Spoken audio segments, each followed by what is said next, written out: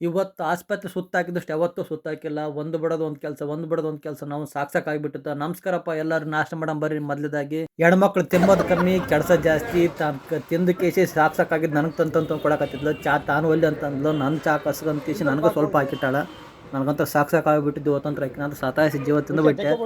ಇವತ್ತಂತೂ ಎಷ್ಟು ನಗಸಿನಿ. ನಾವು ತಿರುಗಿ ಟಯರ್ಡ್ ಆಗಿತ್ತು. ಚಾ ನೋಡ್ಕೊಂಡು ಭಿಕ್ಷೆ ಹಾಕಿದಂಗೆ ಆಗ್ತಾಳೆ. ನನ್ನ ಚಾ ಕಸೋಕೆ ನಾನು ಕೊಡಕ್ಕೆ ಹೆಂಗೆ ಮಾಡ್ತಿದ್ಲು. ನಮ್ಮೂರಿಂದ ರಾಯಚೂರಿಗೆ ಏನಿಲ್ಲ ಅಂದ್ರೆ 65 ಕಿಲೋಮೀಟರ್ ದೂರ. ಅಲ್ಲಿದ್ದ ಬಸ್ ಜರ್ನಿ ಮಾಡ್ಕೊಂಡು ಹೋಗಿ ಸಾಕಾಗ್ಬಿಟ್ಟಿತ್ತು. ಬೆಳಗ್ಗೆ ಬೇರೆ ನಾಷ್ಟ ಮಾಡಿದ್ದಿಲ್ಲ. ಅದ್ರಾಗ ಹಸು ಮೀರೋಗಿತ್ತು. ದಾರಿ ಮಾತ್ರ ಹೇಳಕ್ಕ 2 ಮಾತು ಸಾಲದು. ಕಿತ್ತೋದ್ ದಾರಿ. ಇನ್ನೊಂದು ಅಬ್ಸರ್ವ್ ಮಾಡ್ರಿ, ಡ್ರೈವರ್ ಅಷ್ಟು ಜಾಗ ಇದ್ರೆ ಹೋಗಿ ಶೆಂಡಿ ಕುಂತಾನ. ಎದಕ್ಕೆ ಏನದು ಅಂತ ಗೊತ್ತಾಗುತ್ತೆ. ನೋಡಿ ನಕ್ಕ ಸಾಕಾಗೋಯ್ತು. ಯಾಕ ಏನು ಸುಮಾರು ಜನ ನೋಡಿದ್ರು ತಮ್ಗೆ ಅಷ್ಟು ಜಾಗ ಇದ್ರೂ ಹೋಗಿ ಕಾರ್ನರ್ ಬೇಕು ಕುಂದಿರ್ತಾರೆ. ಏನು ಒಂದು ಗೊತ್ತಾಗಲ್ಲ. ಆ ತೋರ್ಸಕ್ ಬಂದಿದ್ದೆ ತಾಯಿ ಮಕ್ಕಳ ಆಸ್ಪತ್ರೆ, ಗೌರ್ಮೆಂಟ್ ಆಸ್ಪತ್ರೆ ಒಂದ್ಸಲ ತೋರ್ಸ್ಬೇಕಂದ್ರೆ ಅದ್ರ ಸಲಗಿ ಇಲ್ಲೇ ತೋರ್ಸಕ್ ಬಂದ್ವಿ. ಇಷ್ಟು ದಿನ ಪ್ರೈವೇಟ್ ಆಸ್ಪತ್ರೆ ತೋರಿಸಿದ್ವಿ. ಬಂದಿದ್ದೆ ಇಲ್ಲಿದ್ದ ರಿಪೋರ್ಟ್ ಬರ್ದು ಕೊಟ್ರು, ಸ್ಕ್ಯಾನಿಂಗ್ ಮಾಡ್ಸ್ಕೊಂಡ್ ಬರ್ರಿ ಅಂತ. ಅಲ್ಲಿದ್ದ ಬಂದು ಸೀದಾ ರಾಜೀವ್ ಗಾಂಧಿ ಓಪ್ಯಾಕ್ಸ್ ಆಸ್ಪತ್ರೆಗೆ ಬಂದ್ವಿ. ಇಲ್ಲಿ ಬಂದು ಬರೋಷ್ಟಿಗೆ ಟೈಮ್ ಆಗಿಬಿಟ್ಟಿತ್ತು. ಊಟಕ್ಕೆ ಹೋಗಿದ್ದು ಡಾಕ್ಟರ್ ಎಲ್ಲ. ಆ ಟೈಮ್ ಅಲ್ಲಿ ನಾವು ಲೂಡ್ ಆಡ್ಕೊಂಡ್ ಟೈಮ್ ಸ್ಪೆಂಡ್ ಮಾಡಿದ್ವಿ. ಯಾಕಂದ್ರೆ ಟೈಮ್ ಪಾಸ್ ಆಗ್ತಾ ಇದ್ದಿಲ್ಲ. ಅಲ್ಲಿದ್ದ ರಿಪೋರ್ಟ್ ತಗೊಂಡ್ಬಂದು ಸೀದಾ ತಾಯಿ ಮಕ್ಕಳ ಆಸ್ಪತ್ರೆಗೆ ಬಂದ್ವಿ. ತಾಯಿ ಮಕ್ಕಳ ಆಸ್ಪತ್ರೆ ಬಂದಿಟ್ಟಿಗೆ ರಿಮ್ಸ್ ಹೋಗ್ರಿ ಅಂತಂದ್ರು. ಅಲ್ಲಿ ಒಂದು ಸ್ಕ್ಯಾನಿಂಗ್ ಇತ್ತು. ಅಲ್ಲಿ ಹೋಗೋಟ್ಟಿಗೆ ಟೈಮ್ ಆಗಿತ್ತು. ಸ್ಕ್ಯಾನಿಂಗ್ ಮಾಡೋರಿಲ್ಲ ಅಂತಂದ್ರು. ಹಂಗಾಗಿ ಟೈಮ್ ಆಗತ್ತೆ ಅಂತ ಸೀದಾ ನಮ್ಮ ಪಯಣ ಊರಿಗೆ ಬೆಳೆಸಿದ್ವಿ. 10 ಗಂಟೆಗೆ ರಾಯಚೂರು ಬಂದ್ರು ಸಾಯಂಕಾಲ 6 ಗಂಟೆ ಆದ್ರೂ ಕೆಲಸ ಕಂಪ್ಲೀಟ್ ಆಗ್ಲಿಲ್ಲ. ಯಾಕಂದ್ರೆ ಒಂದು ಸ್ಕ್ಯಾನಿಂಗ್ ಹಂಗೆ ಬಾಕಿ ಉಳ್ಕೊಂತು. ದಯವಿಟ್ಟು ಫಾಲೋ ಮಾಡ್ರಿ, ಲೈಕ್ ಮಾಡ್ರಿ, ಕಮೆಂಟ್ ಮಾಡ್ರಿ, ಶೇರ್ ಮಾಡ್ರಿ.